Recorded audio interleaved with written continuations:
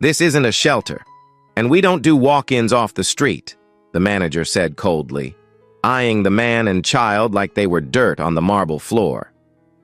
You think just wearing a t-shirt and dragging in some little girl gets you a penthouse suite? She scoffed, then leaned across the counter. People like you don't belong here. Before we dive in, let us know where you're watching from. Drop your city in the comments. And if this story moves you, don't forget to like and subscribe. Stories like this deserve to be seen and remembered. Now, let's take you inside the Azure Haven Hotel, a brand new luxury property right on Biscayne Boulevard in Miami. It's 1 p.m. on a blazing July afternoon. Sunlight cuts through the glass doors, dancing off polished marble floors and crystal chandeliers. The air inside is crisp and perfumed, the kind of setting where money and privilege whisper from every corner. And stepping into that space, James Carter, a tall black man in a plain white t-shirt and khaki shorts, walked in hand with his 9-year-old daughter, Zoe, dressed in a pink t-shirt, her tiny jean shorts creased from the car ride, curly hair pulled back into a neat ponytail. They looked, to the staff at least, like they didn't belong. But what no one knew, what the front desk clerks didn't pause long enough to even ask, was that James wasn't just any man off the street. He was the owner, the CEO of the entire Azure Hospitality Group, worth over $10 billion, the one who approved the architecture, the lighting, even the scent used in the lobby. But today, none of that mattered. Not to the staff. Not in this moment. James had come here undercover, responding personally to troubling reports on travel forums, anonymous stories of black guests being mistreated, talked down to, turned away. He didn't send a team. He didn't announce his arrival. He brought his daughter and tried to book a 3-day, 2-night VIP stay at his own hotel. No red carpet, just honesty. And from the moment he walked in, the judgment hit hard and fast. Linda Harper, the manager on duty, didn't even let him finish his sentence before shutting him down. You don't have a reservation? That's not how it works here. This isn't some roadside motel, she said, her voice sweetly condescending. Then came Michael Chen, a front desk clerk, who took one glance at James's black titanium card, scoffed, and threw it on the floor, letting it land by James's sneakers. Nice try, he said. These knockoffs get bolder every year. Zoe bent down to pick it up, but James stopped her. He picked it up himself, slowly, silently, his jaw tight. His daughter looked up at him, tears already brimming in her eyes. Daddy, she whispered, why are they so mean? He didn't answer. Not yet. He just stood there, fists clenched, heart racing, staring at people he paid, in a lobby he built, being treated like a stranger in his own house. Nearby, a guest, Evan Wright, a white travel blogger in his 30s, watched the scene unfold. He pulled out his phone and quietly began recording. Moments later, he tapped post on a short clip and wrote just 3 words, "Racism at Azure Haven." He uploaded it to X. The video began spreading before the confrontation had even ended. Next to Michael, another clerk, Sarah Brooks, joined in with a smirk. We get these kinds of scams all the time, she said loudly enough for guests behind them to hear. They stroll in, try to act important, and expect free upgrades. Bet they Googled the hotel this morning. Then, under her breath but still audible, she added, they should try somewhere more appropriate, like one of those places off 79th. It was a jab drenched in microaggression, the kind James had endured too many times in too many places. But hearing it said in front of his child made something in him shift. Intern concierge Layla Morgan, just 22, stood behind the counter, visibly uncomfortable. She leaned forward and spoke to Linda in a hushed voice. I think that's a real card. And this man. Something's not right here. Linda didn't bother looking at her. Stay in your lane, intern, she snapped, You don't get to decide who we serve. By now, more guests were watching. Some whispered. A few turned their phones toward the scene. The tension in the lobby thickened. Then Thomas Reed, the hotel security guard, came over at Linda's signal. "You need to leave," he said to James. "You're making people uncomfortable." Zoe pulled closer to her father. "Daddy, I'm scared," she whispered. James inhaled slowly, calm, collected. He took out his phone and made a single call. "Nia," he said, speaking to his executive assistant. "Activate the internal system, quietly." On the other end, Nia Foster replied, "It's ready, sir. Say the word." James didn't say another word to the staff, not yet. But his eyes, those told a story. Behind the frustration, behind the pain, was a storm building. "I promise you," James said evenly, his voice low but carrying. "You'll regret every word you've said today." Linda scoffed. "Threats won't get you a room." Zoe's small hand found his. "Why don't they like us?" she asked. Barely audible. Layla, now visibly upset, stepped out from behind the desk. "This isn't right," she said out loud. "He hasn't done anything wrong." Just then, Evan, the blogger, raised his phone. "It's already on X," he said flatly. "People are watching." Michael rolled his eyes and took James's card again. "Let me make this easy," he said. He walked over to the employee safe, opened the drawer, and locked the card inside. "We'll hold it until the authorities get here," he said. "Fraud's a serious matter."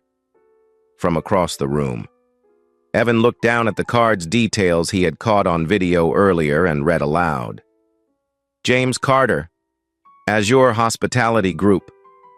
A murmur ran through the lobby. A few heads turned. One guest audibly gasped. James looked up, calm but deadly serious. "You just locked away the black card of the man who owns this hotel." And from that moment forward, the clock started ticking, not on James, but on them. Sarah, arms crossed and a smug look plastered across her face, leaned over the counter and mocked. "No VIP guests look like that," nodding toward James and Zoe as if they were a joke in a punchline. "Come on, sir," she added sarcastically. "You really thought we'd hand over a penthouse suite to someone dressed like you?" Her words cut sharp, loud enough for half the lobby to hear. James didn't flinch, but Zoe, her cheeks still wet from earlier tears, clung to her father's arm, her voice breaking as she cried, "Daddy, don't let them take us. I don't want to go." James's hand rested on her back as he shielded her with his body, still calm, but inside, something was breaking loose. Then Thomas Reed, the security guard, stepped forward, this time grabbing James's arm, not yanking, but firm enough to provoke. "Sir, we're going to have to escort you out now. You're disturbing the peace." That line, disturbing the peace. It echoed like an old wound James had heard too many times, in too many places, when his presence alone was treated as a threat. "Let go," he said slowly, his voice like steel. Thomas held his ground. "Then walk out with your own feet," he muttered. Zoe started crying harder, grabbing onto her dad's hand. The tension was drawing stares now. Other guests had stopped moving. The bellhop froze near the elevators. A couple clutching iced lattes whispered and pointed toward the front desk. "He's not doing anything wrong," a voice called out. Layla, the intern concierge, standing off to the side, her voice shaking but loud. "Their reservation is valid. I saw it on the screen before Linda cleared it." Michael turned to her, snapping. "You need to learn when to stay quiet." Linda shot Layla a deadly glare but said nothing. Instead, she whispered something into Thomas's ear, whatever it was. He nodded and took another step forward. Evan Wright, the travel blogger still live streaming, raised his voice from the center of the lobby. "This is what injustice looks like," he called out, pointing his phone straight at Thomas. Then Linda. They're kicking out a black father and daughter because they think he looks too poor to be rich. Evan's voice carried across the polished floor, catching the ears of several guests who were now watching intently, some filming on their own devices. He's not even raising his voice. One woman near the sofa said, "This feels wrong." Linda, clearly annoyed, barked, "We don't need commentary from strangers, sir." She snapped at James. "Leave before I call the police." Zoe looked up at her dad with wide eyes. "Daddy, what if they take you away?" she whispered. And that was the final push. James reached for his phone again. "Nia," he said clearly. "Escalate it." On the other end, Nia Foster, his executive assistant, responded immediately. "Already logging everything. Internal protocol is active. Just say the word when you want a full override." "Almost there," James murmured. His eyes stayed on Linda. "Keep digging," he said to her. "You're going to hit something you can't handle." Linda smirked, unfazed. "People like you always talk big." James stared at her. "And people like you always think they're safe, until the truth shows up." Sarah, still perched behind the desk, rolled her eyes dramatically and muttered. "Troublemakers never know when to quit," Evan shouted over her. "It's on Reddit now, too. 30,000 views and counting." Linda froze for a half second before composing herself. She turned to Michael and hissed, "Say it's fraud. If anyone asks, tell them he forged that card. The little girl's not even registered. Say whatever you have to say." Michael nodded, visibly nervous now, but didn't look James in the eye. Layla, trembling, took a step closer toward James and Zoe. "Sir, I believe you," she said quietly. "And I don't want to work for people like this." Zoe looked up at her, sniffled, and whispered, "Thank you." Then Layla turned to Linda and said out loud, "You ignored complaints. I've seen the logs. People told you this was happening." That stopped the room cold. Linda turned slowly. "You want to be fired?" she asked Layla. "You don't scare me," Layla replied, and for the first time, her voice didn't shake. James looked down at Zoe and then out at the guests now watching, some shocked, some quiet, all witnessing the same ugly thing unfold. "I've spent my whole life proving people like this wrong," James said, voice firm but not angry. "But I never thought I'd have to do it like this, in front of my own daughter." His words struck something in the room. A man near the elevators lowered his phone. A woman at the coffee bar looked down, visibly uncomfortable. The silence that followed wasn't just awkward, it was heavy. Michael finally spoke, his voice uneven. Maybe we should let them explain." But Linda cut him off. "No, we do not serve pretenders." "Pretenders?" James repeated. He stepped forward slowly. "You're pretending this isn't racism in real time." Evan looked directly into his phone and said, "If anyone out there still thinks this kind of thing doesn't happen, rewind the last 5 minutes. You're watching it now." Linda waved at Thomas again, more urgently. "Remove them!" she barked. Thomas hesitated this time, just slightly, but it was enough for a shift to happen. James turned to Zoe, bent down beside her. "It's going to be okay," he whispered. "They just don't know who we are yet." Zoe nodded, wiped her tears, and whispered, "You're strong. Daddy." James stood back up, squared his shoulders, and looked Linda dead in the eyes.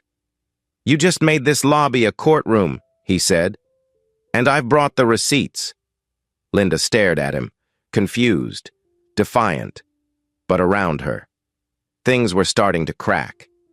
Layla stepped beside James. Evan stopped live streaming and began quietly uploading clips to his feed, and at least a dozen guests began murmuring about the posts. The truth was spreading, and fast. Linda's voice cut across the lobby like a knife. "Thomas, I said remove them. Now." Her tone was no longer smug. It was sharp, panicked, cracking under pressure. But Thomas hesitated again, eyes darting between James, Zoe, the growing circle of guests, and Evan's phone still glowing with a recording icon. The moment was slipping out of their control, and Linda knew it. She stormed around the counter and stabbed her finger toward the exit. "You and your daughter need to leave this property before I call the police and report you both for fraud and trespassing." That was the trigger. Guests nearby stopped pretending to ignore what was happening. One older couple stood up from a leather couch by the window. A man in a business jacket stepped forward. Another guest pulled out his phone. Sarah, still behind the desk, grabbed the hotel's intercom mic and with a twisted grin, pressed the button and let her voice ring out across the tiled floor. "Attention staff and security, code black at the front desk. Repeat, code black." James's head snapped around. "What did you just say?" Sarah pretended innocence. "It's a standard term, protocol." But everyone in the lobby heard it for what it was, racially coded. James's jaw locked. Zoe clutched his waist, frightened, confused, trembling. "Daddy," she said softly, "why do they keep calling us that?" Her voice cracked as she looked up at him, her small hand gripping his shirt like it was her only lifeline. James bent down and hugged her tightly, shielding her from the stares, the whispers, the humiliation. But his voice, low and deliberate, cut through it all. "They think they're in charge. They've forgotten who really signs the paychecks here." Then, just as Thomas made another hesitant move toward them, Evan Wright stepped forward. "No," he said firmly. "You're not putting hands on him." And suddenly, the crowd shifted, one by one. Guests began to physically move, stepping between James and the security guard. A woman in a red sundress stood in front of Zoe, arms crossed. A young man with a briefcase stepped beside James, glaring at Thomas. Another older gentleman quietly muttered, "This is disgusting," and stood behind Layla, who hadn't moved from James's side. Linda blinked, stunned, then shouted, "Get back! You're interfering with security protocol!" Evan held up his phone again. "No, we're stopping abuse. This isn't a protocol. It's profiling, and now the whole internet's watching." Thomas turned toward Linda. "You said they were trespassers," he said, more uncertain now. "That they had no reservation." Layla, voice shaking but clear, said, "I saw their name on the VIP list this morning. She had it removed before they arrived." Linda whipped around, eyes narrowing. "You lying little intern." "I'm not lying," Layla shot back. "You knew he was coming, and you wanted to embarrass him. That's why you cleared the reservation and locked his card." James rose to full height again. "That's the final mistake," he said. "You don't get to erase me in a building I built." Linda folded her arms, defiant. "You've got no proof." James raised his phone. "Actually, I do. Every word you've said is recorded, and in case you've forgotten, I helped design the surveillance systems in this lobby." Michael, pale now, looked around. I just did what she told me," he mumbled. "She said he was faking everything." Layla turned toward him, eyes sharp. "You threw his card on the floor. Michael, that was your choice." Guests were murmuring louder now, some shaking their heads, some openly angry. Zoe, still holding on to her dad's hand, whispered, "Are we going to be okay?" James looked down at her, voice steady. "We already are, baby. We already are." That's when Linda snapped, "I want them out. I don't care what anyone says. He's lying. He's a scammer. You're all being played." Her voice echoed across the lobby, and for the first time, no one believed her. Not anymore. The guests formed a solid barrier, shoulder to shoulder, quietly, like a line in the sand. Even Thomas stepped back, folding his arms, unsure. "This is spiraling," he muttered under his breath. Evan looked directly at James. "Tell us what you want us to do."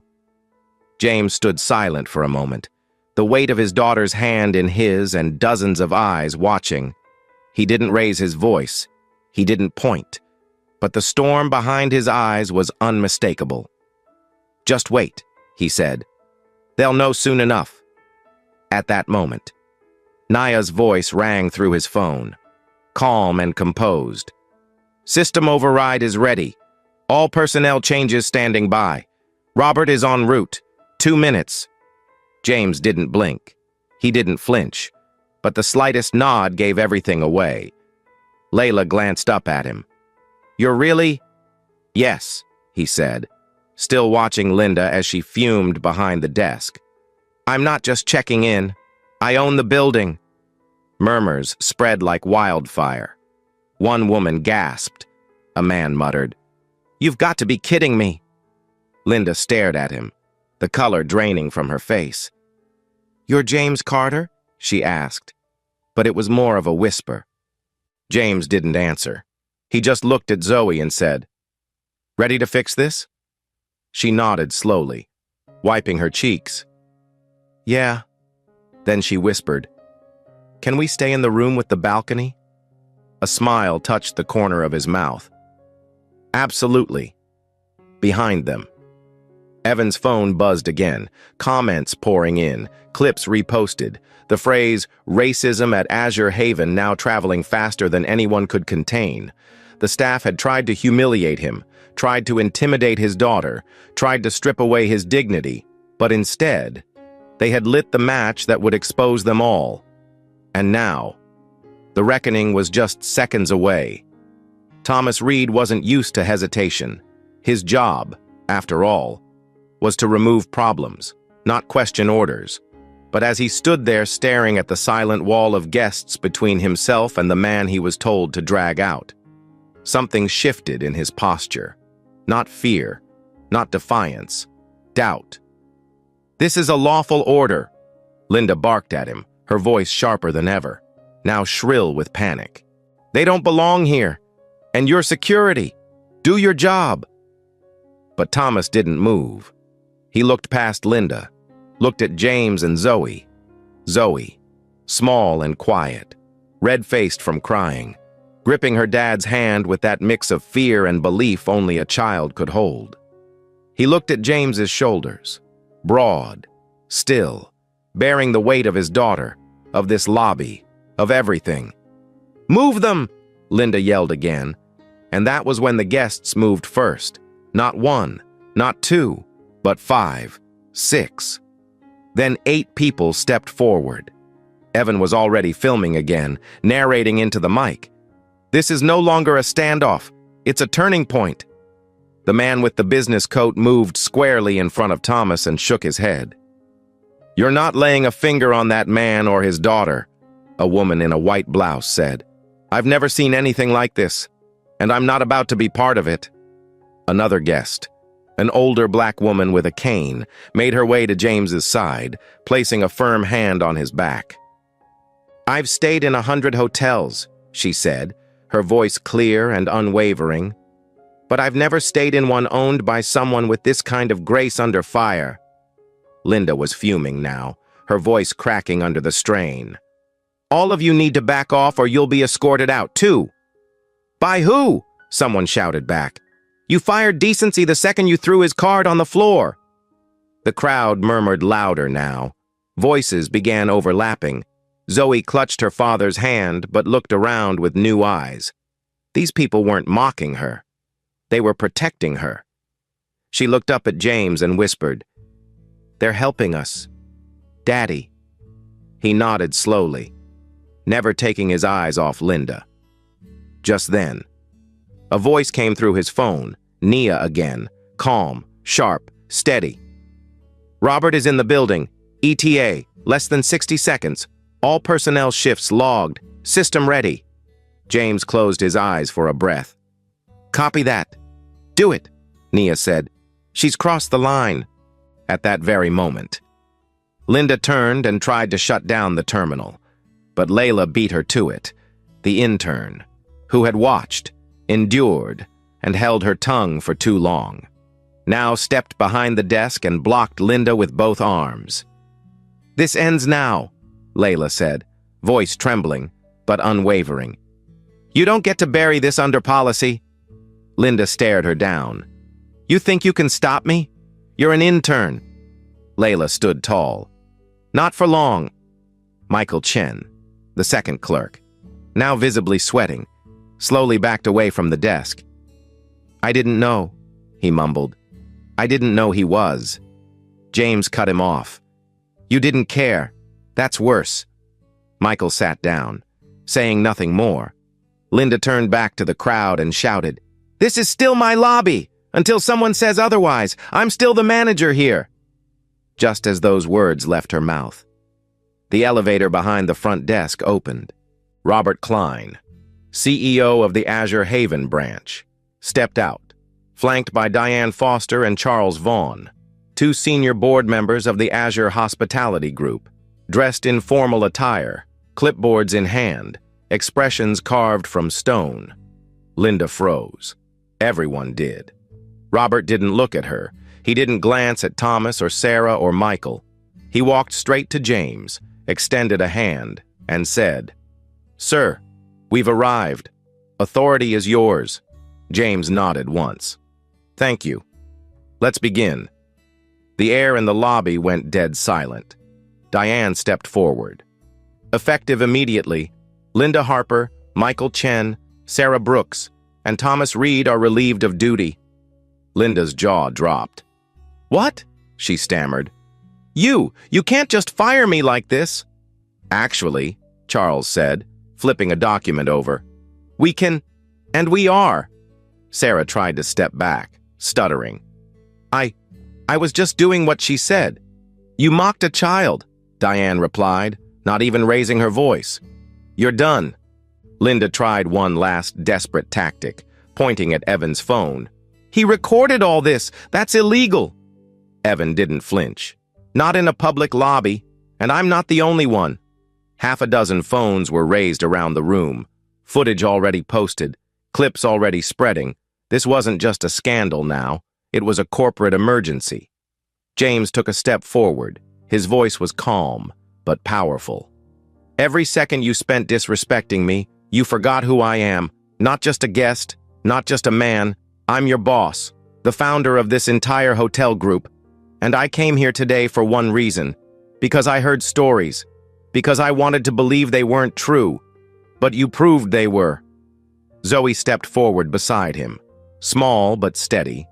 She looked up at Linda and said softly, "My daddy didn't do anything wrong." That simple sentence, from that little girl, hit harder than any speech ever could. Linda opened her mouth to argue, but for the first time all day, she said nothing. And for the first time all day, Zoe wasn't crying anymore, for a moment. The lobby was still. So still it was as if the marble floor itself was holding its breath. Linda's lips parted, but no words came out. The smugness had drained from her face completely, replaced by a paleness that reached down into her chest. Behind her, Sarah stared straight ahead, blinking rapidly, while Michael looked down at his shoes like a schoolboy waiting for detention. Thomas stood with arms folded, no longer so sure where he stood in the chain of command, and right in the middle of it all. James Carter adjusted the sleeve of his plain white t-shirt, stepped forward onto the polished floor of his own hotel, and said in a voice that didn't need to rise, "Let me make it plain for everyone in this room." He turned slowly, eyes scanning across the crowd, guests, staff, onlookers, cameras still raised. "My name is James Carter, and I am the CEO of Azure Hospitality Group. That means I own this hotel, every tile, every desk, every policy, and every one of you standing behind that front counter." Gasps rippled across the lobby. A woman in heels audibly said, "Oh my God," while another guest clapped a hand over her mouth. Robert Klein stepped beside James and gave a formal nod. He's not exaggerating. He signs our paychecks. Diane Foster moved next to Robert, clipboard in hand, and declared, "Effective immediately. We are executing a complete staffing replacement per the CEO's directive." Charles Vaughn, stone-faced and silent until now, stepped forward and quietly handed Linda a white envelope. "You're terminated?" Linda shook her head slowly, stunned. You can't be serious." "Oh, I'm beyond serious," James replied, eyes locked on her. "You insulted my daughter. You called me a liar. You threw my card on the floor. You locked it in a safe. And you conspired to remove me from my own building while coaching your staff to lie." Michael started to protest. I didn't mean..." "Michael," James said sharply, "you didn't just go along with it. You escalated it. You mocked my daughter. You locked up my card without checking a thing. You humiliated us in public. For that, you are not only terminated, you are banned from future employment at any Azure hospitality property. Permanently." Michael went pale. "Please," he whispered. "I have a family." James looked at him. "So do I." Then his eyes shifted to Sarah, who had not yet spoken. "You got anything to add?" he asked. She looked up, startled. Her mouth opened, closed. Then, slowly, she stepped out from behind the desk. Her voice was barely above a whisper. "Yes," she said. "I do." The room quieted again. Evan held his phone up higher, ready to catch every word. Sarah looked at James, then at Zoe, her eyes softening for the first time all day. "This wasn't the first time," she said quietly. "Linda, she's done this before. Told us to cancel bookings when certain people walked in. Black families, Latino couples. I didn't say anything. And I should have. I'm sorry." The confession hung in the air like fog. James didn't respond right away. Behind him, Diane folded her arms. "That aligns with prior complaints from guests and a flagged employee review last quarter," she said. Turning to Robert, "This is bigger than just today." James nodded slowly, still watching Sarah. "And you let it happen?" "Yes," she said, voice trembling. "But I won't again." "You're still terminated," James said. "But your honesty is noted. I hope you carry that forward into whatever comes next." Sarah nodded, defeated but strangely lighter. She stepped back into the crowd. Linda, however, wasn't ready to let go. "I built this staff," she snapped. "I trained this team, and this is how you repay me?" "You trained them," James said coldly, "to fear difference, to profile people. You didn't build anything. You poisoned it." Linda sneered. "You're only doing this for the cameras. To look good, you'll move on and nothing will change." James stepped forward again. "You really think I'd waste my time just looking good?" His voice sharpened. "I came here to investigate rumors of bias, and you gave me a full demonstration. So no, I'm not just firing you. I'm announcing today the beginning of a complete reform across every branch of Azure hospitality." More murmurs swept the lobby. "Effective today," James continued. "We are launching a review process across all locations.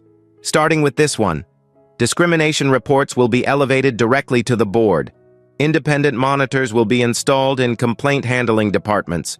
Training modules will be replaced by a human-led bias response team. And most importantly," he turned to Layla, "those who speak up will be rewarded, not punished." He walked over and placed a hand on her shoulder. "Layla Morgan, you are no longer an intern. As of this moment, you are promoted to guest relations lead of this property." Layla gasped. Her hands flew to her face, tears immediately welling up. "Sir, thank you. I don't know what to say." "Say it by how you lead," James replied. The crowd clapped, not loud, not staged. Real applause from people who had just seen something rare, something just. Robert turned to James. "Anything else?" James nodded. Yes, I want a statement sent out to the press. And I want it clear. Azure is changing. Not because we got caught, but because we got convicted by the truth. Diane made a note. It'll be on wire services by tonight, Charles added. We'll brief all GMs by morning. Just then, Zoe tugged her dad's hand. Can we go upstairs now? She whispered. James smiled, the first full smile since he entered the building. Almost. Baby girl, one more thing. He turned to face the guests, those who had stood up, spoken out, filmed, protected.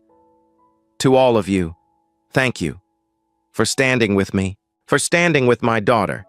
You reminded me that justice still lives in the small moments, when good people say, "Not today." A few people clapped again. Someone near the back called out, "You raised her right?" Zoe beamed. Linda, now ghost pale, clutched the envelope in her hands but didn't move. She had nothing left to say, nothing left to hide behind. And as she turned to walk out, no power, no staff, no title, she passed the very girl she tried to erase. And Zoe didn't flinch. She just held her father's hand and stood tall. The lobby no longer felt like a hotel. It felt like a courtroom in session, and James Carter was now both witness and judge. But instead of a gavel, he used action. No raised voice, no grandstanding, just precise decisions delivered with the calm of a man who had waited his entire career for a moment like this. Effective immediately, he said. We are halting all front desk operations until a new team is fully briefed and retrained. Layla, you'll coordinate guest service continuity. Diane, Charles, begin onboarding replacements by end of day. Nia, connect us with HR at corporate and legal. Every terminated employee is to be documented and released with formal cause. Behind him, Diane was already typing. Charles nodded sharply. Robert issued 3 brief commands into his earpiece. And just like that, the entire floor moved. Staff filtered in from the back, quietly escorting guests toward temporary check-in stations. New team members arrived from a partner property 2 blocks away. It was coordinated, efficient, like watching a company repair itself in real time. But James knew this moment was bigger than just logistics. This was about precedent. The people watching, both in the lobby and now online, needed to see that consequences were real, that systems could be corrected when power refused to protect the wrong people. A ripple of chatter passed through the room as Evan Wright posted the latest video update. Staff replaced at Azure Haven after racism scandal. CEO acts on site. Within minutes, that phrase was trending quietly, even without hashtags. They're picking it up, Nia said over the phone. Several outlets just reached out. No statements yet. They'll have one soon, James replied. He looked around and noticed Zoe sitting calmly on a nearby sofa. Sipping juice one of the new concierges had handed her. Her shoulders weren't hunched anymore. Her knees weren't drawn up. For the first time since entering the hotel, she looked like a child again. James exhaled. Slow, deep, deliberate. Then he turned toward Layla and asked, "Any guest reports that were ignored?" Layla paused. "Yes. Actually, 2 months ago, a black couple filed a written complaint, said their reservation was mysteriously missing when they arrived. They were sent to a cheaper partner hotel across town. The report was buried." "Who buried it?" James asked. Layla hesitated. "Michael. He signed off on it. Linda ordered it." James turned to Robert. "Pull every complaint filed in the past 12 months flagged as reservation error or guest mismatch. Compare the names against demographic data. I want a full report by tomorrow." Robert nodded. "You got it." "Also," James added, "suspend every current staff member listed as having altered booking records under Linda's leadership." Diane was already on her second page of notes. And that's when the massive twist dropped. So casually it almost didn't land right away.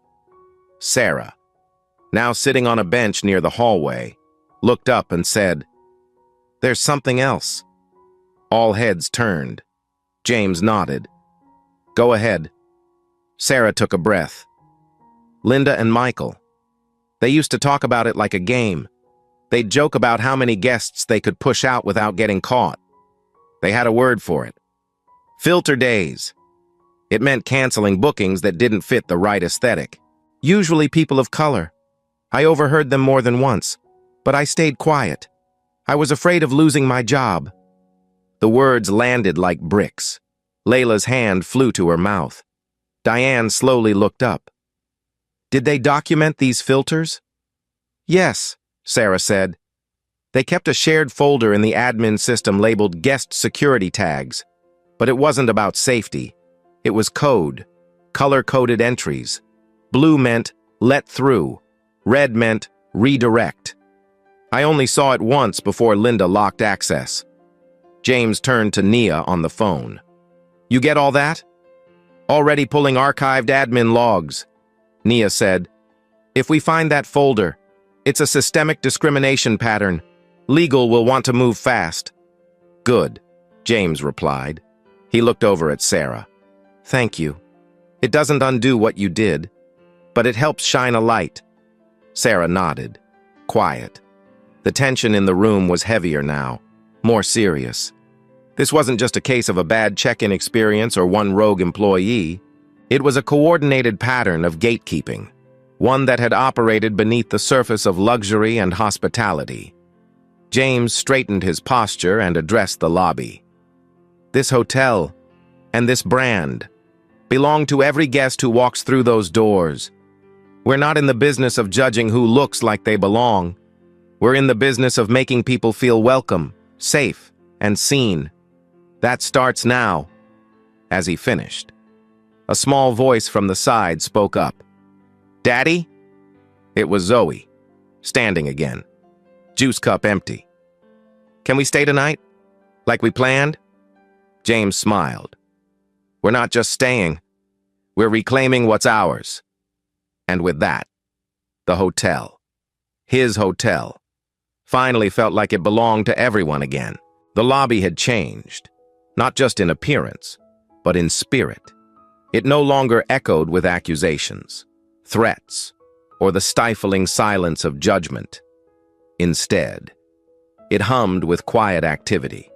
New staff assisting guests, Layla confidently checking her clipboard, Diane and Charles in conversation with Robert about system-wide changes. And at the heart of it all stood James Carter, no longer just a father defending his daughter, but a leader reshaping an industry in real time, within hours. The first official company-wide reform directive was issued from Azure Hospitality's headquarters. Every hotel in the chain received notice, immediate review of past discrimination complaints, restructuring of guest intake procedures, and the formation of a third-party bias monitoring committee. But even as the structural reform rolled forward, the emotional reality still hung in the air. Guests who had watched the incident unfold lingered to shake James's hand. One older gentleman, his eyes glassy, simply said, "Thank you for doing what so many of us never could." A mother with 2 teenagers pulled James aside, whispering, "My son needed to see this. He needed to know someone like him could fight back and win." Zoe stood nearby, now wearing a guest badge that Layla had given her, proudly showing it to anyone who asked. Her eyes no longer held fear, just pride. James took it all in with quiet humility. "This isn't about one man," he said to a small group of reporters gathering outside the lobby doors. "This is about the system we let grow in the shadows, a system that pretends it's about luxury, but sometimes serves exclusion. That ends now." As cameras clicked, Diane added, "The guests today witnessed more than a crisis. They witnessed a course correction, from the top down."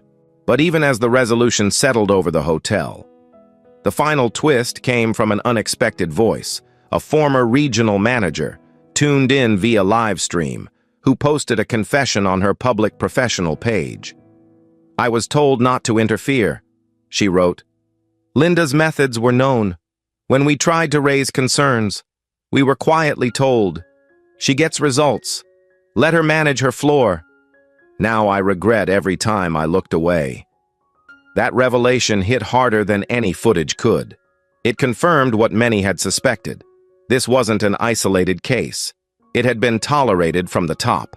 Within 24 hours, the Azure board announced an investigation into regional leadership. Several resignations followed. And James, now at the center of a national conversation, didn't retreat. He leaned in.